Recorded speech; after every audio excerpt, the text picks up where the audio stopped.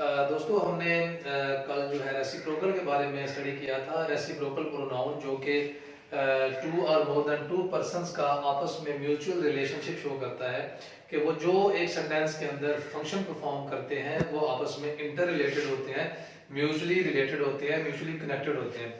So today our topic of discussion is distributive pronoun. So distributive pronoun, as the name suggests that distributive means जब आप बहुत सी चीजों की बात करते हैं, जब आप बहुत से लोगों की बात करते हैं, जब आप बहुत सी अशिया की बात करते हैं, तो उनको हम इंडिविजुअली बेसिस पे डिस्कस कर रहे हो या हम उनको कलेक्टिवली डिस्कस कर रहे हो, इन चीजों को हम लोग स्टडी करते हैं डिस्ट्रीब्यूटिव प्रोनाउन के अंदर।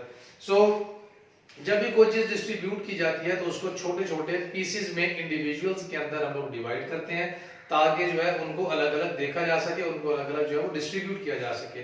सो distributive pronoun is also the same kind of thing because it defines as, so distributive pronoun describes members included persons or things of a group individually। इसका मतलब ये है कि एक ग्रुप है आपके पास पर्सन्स का, प्लेसेस का, थिंग्स का, और आप उस ग्रुप के हर मेंबर को सेपरेटली इंडिविजुअली अगर स्टडी करते हैं तो इसका मतलब ये है कि आप उसको डिस्ट्रीब्यूशन की बेस पे आप स्टडी कर रहे हैं, आपने उनको डिस्ट्रीब्यूट कर दिया है और हर मेंबर की, हर पर्सन को आप इंक्लूड कर रहे हैं लेकिन उनको अलग अलग आप स्टडी कर रहे हैं। तो डिस्ट्रीब्यूटिव प्रोनाउन आपको ये फैसिलिटी देता है। तो जब आप अलग अलग या सेपरेटली हर पर्सन को, हर चीज को देखते हैं तो it means that distributive pronoun is used to indicate one person और थिंग एट अ टाइम।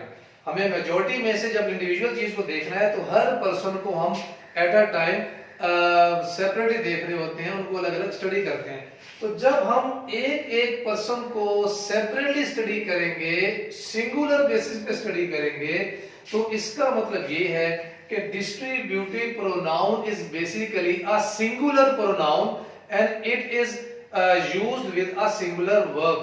तो हम ये कह सकते हैं distributive pronoun is a singular pronoun, मतलब ये अकेला इस्तेमाल होता है, एक पर्सन की बात करता है, सिंगुलर प्रोनाउन होता है, सिंगुलर सब्जेक्ट होता है and it is connected with a singular verb. और सब्जेक्ट वर्ब एग्रीमेंट में डिस्ट्रीब्यूटिव प्रोनाउन के साथ हम हमेशा सिंगुलर वर्ब्स यूज करते हैं।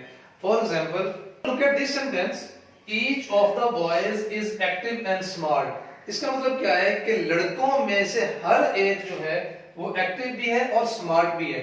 So we are talking about the boys but on individual basis, कि हमारे कि वो जो बहुत ज्यादा लड़के हैं, जो बहुत ज्यादा तादाद में हैं, उनमें से जो हर एक लड़का है वो स्मार्ट भी है और एक्टिव भी है। So actually the focus of the subject is on this word, कि हम ईच के हिसाब से वर्ब इस्तेमाल कर रहे हैं, बॉयज के हिसाब से इस्तेमाल नहीं कर रहे, क्योंकि जस्ट बॉयज जो है वो सब्जेक्ट नहीं है, बल्कि ये complete each of the boys, यहाँ पे ये सब्जेक्ट मुकम्मल होता है, ईच ऑफ द बॉयज के लड़कों में से हर एक। तो जब हम ईच की बात करते हैं, इंडिविजुअल पर्सन की बात करते हैं, हर एक की बात करते हैं, तो आपका जो वर्ब है वो सिंगुलर इस्तेमाल होगा, प्लूरल इस्तेमाल नहीं होगा। So after this example, we will see how many distributive pronouns are there. So here you can see we have 4 distributive pronouns: each, every, either, and neither. Each talks about 2 or more persons, but on individual basis. Every talks about maximum 3 or more persons, but on collective basis. Either and neither, they are used for only 2 persons. And it gives us choice, either इनमें से कोई एक, neither इन दोनों में से कोई भी नहीं। So either जो है ये पॉजिटिव सेंस में इस्तेमाल होता है, instead neither is used in the negative meaning. We can see in this example, each of the students should be promoted. So this complete is a subject, each of the students. Now here the students more than 2 means के जो students हैं वो majority में है, वो more than 2 quantity के अंदर है। तो उन तलबा में से जब मैं ईच की बात करता हूं, ईच ऑफ द, कि हम उन तमाम तलबा को वन बाय वन देख रहे हैं कि उनमें से हर एक शुड बी प्रमोटेड, तरक्की मिलनी चाहिए, आगे उसको प्रमोट कर देना चाहिए। तो उन तमाम तुलबा में से हर एक को प्रमोट कर देना चाहिए। तो ईच में हम जब मेजॉरिटी को स्टडी करते हैं तो ईच हमें बताता है कि आप इंडिविजुअली देख रहे हैं कि उनमें से हर एक को। एक और सेंटेंस देखें, so here each is a distributive pronoun. So in the second example, each student should be given a chance. Each student, हर तालिब इल्म को, तो इसमें हमने ईच को फौरन एक नाउन के साथ इस्तेमाल किया है। ईच स्टूडेंट से मतलब क्योंकि ईच खुद इंडिविजुअल पर्सन की बात करता है। सो ईच को हम जिस पर्सन के साथ यूज कर रहे हैं वो पर्सन भी इंडिविजुअल है, सिंगल है, वन है। तो each student, student mean only one student, should be given a chance. तो ईच स्टूडेंट से मुराद ये हर तालिब इल्म, but we are referring to all the students. Each student, हर तालिब इल्म, should be given a chance, को मौका मिलना चाहिए। अब यहाँ पे आप देखें, each is used with a noun. Any word that is used with a noun, that qualifies the noun, that describes the noun, that gives some information about the noun, becomes the adjective. So here each student is used. So here each is not a distributive, rather it is a distributive adjective. So here this is a distributive adjective, but in the first sentence each of the students should be promoted. तमाम तुलबा में से हर एक को तरक्की मिलनी चाहिए। आप तमाम स्टूडेंट्स की बात कर रहे हैं और उनको हर एक इंडिविजुअल बेसिस पे बात कर रहे हैं। It is a distributive pronoun. Each student should be given a chance, कि हर तालिब इल्म को चांस मिलना चाहिए। अब यहाँ पे जो डिस्ट्रीब्यूटिव वर्ड है each, वो यूज हुआ है नाउन के बिल्कुल साथ, उसकी डेजिग्नेशन भी सिंगुलर है उस नाउन की। सो यहाँ पे जो ईच है वो नाउन की बात कर रहा है। So each is a distributive adjective. Now coming towards every, in the third example you can see every player is responsible for his game. Every और ईच जो है ये आपस में रिप्लेस किए जा सकते हैं, लेकिन इनकी सेंस में एक थोड़ा सा फर्क है। वो ये, जो ईच है, ईच ऐसा डिस्ट्रीब्यूटिव प्रोनाउन है जो इंडिविजुअली तमाम मेंबर्स ऑफ द ग्रुप को डिस्कस करता है। बट जब हम एवरी की बात करते हैं तो एवरी उनको कलेक्टिवली बताता है। अब यहाँ पे ईच ऑफ द स्टूडेंट्स मैंने कहा तमाम तुलबा में से हर एक अपनी अपनी जगह, लेकिन जब मैं यहाँ पे बात करता हूँ every player is responsible for his game. Every player से मतलब ये we are referring to all the players, कि तमाम प्लेयर्स को मैं रेफर कर रहा होता हूँ कि उनमें से जो हर एक प्लेयर है वो अपनी अपनी परफॉर्मेंस के बारे में, अपनी अपनी गेम के बारे में जो वो रिस्पॉन्सिबल है, जिम्मेदार है।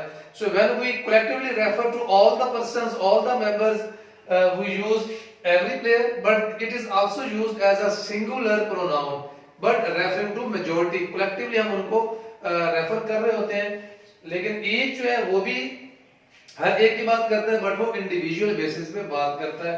बस ये इन दोनों में डिफरेंस है। उसके बाद हम बात करते हैं आइदर की। So you can see the fourth sentence, either of these friends is a thief. Now these friends means के they are maximum two, कि वो दो दोस्त हैं, उनमें से कोई एक। either से मतलब है कोई एक, either Mr. A, either Mr. B। either और हम यूज करते हैं कि either Mr. A और Mr. B, कि टू पर्संस हैं, टू पर्संस में से या मिस्टर ए हो सकता है या मिस्टर बी हो सकता है। either of these friends is a thief, कि इन दोस्तों में से कोई एक, मिस्टर ए या मिस्टर बी जो है, उनमें से एक जो है वो चोर है, थीफ है।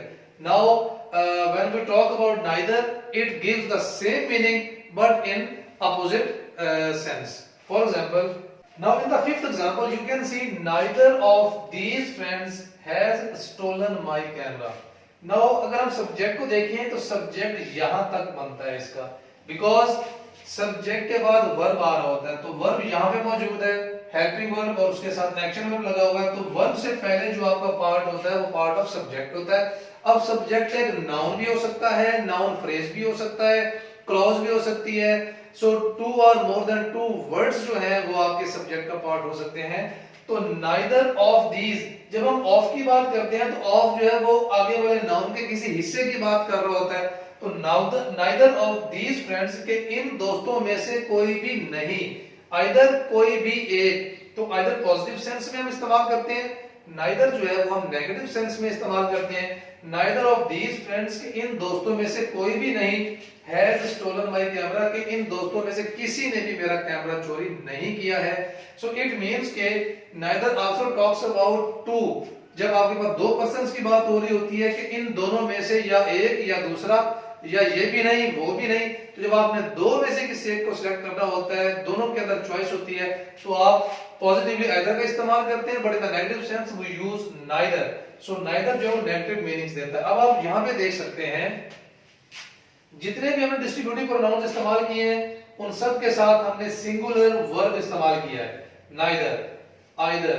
सो distributive pronouns distributive pronouns discuss persons, peoples, group of members of a group individually. So distributive pronouns discuss all the members of a group individually or collectively. That's why they are always singular and always use singular verbs to convey their meanings in a sentence. So here we can see distributive pronouns and the helping verb that we have used with them. So this is all about distributive pronouns. Very simple, इतना मुश्किल नहीं है। हम लोग daily basis पे बहुत सारे sentences लिख रहे होते हैं जिनमें से हम ईच का इस्तेमाल कर रहे होते हैं, एवरी का इस्तेमाल कर रहे होते हैं, आइदर का, नाइदर का इस्तेमाल कर रहे होते हैं। So these all are distributive pronouns. Just इनकी पहचान की एक फोकस करना होता है कि जो हमने प्रोनाउन यूज किया है वो किस कैटेगरी का है। So I think this was the last one of the types of pronoun. Friends who are watching this video for the first time, and if you get this informative, kindly like and subscribe this channel and share my videos for further information. And I also thank you all the members who have become the members of our team, who have joined our team, who have subscribed this channel. उनका मैं again बहुत बहुत शुक्रिया अदा करता हूँ आपकी हौसला अफजाई का, आपके चैनल को पसंद करने का।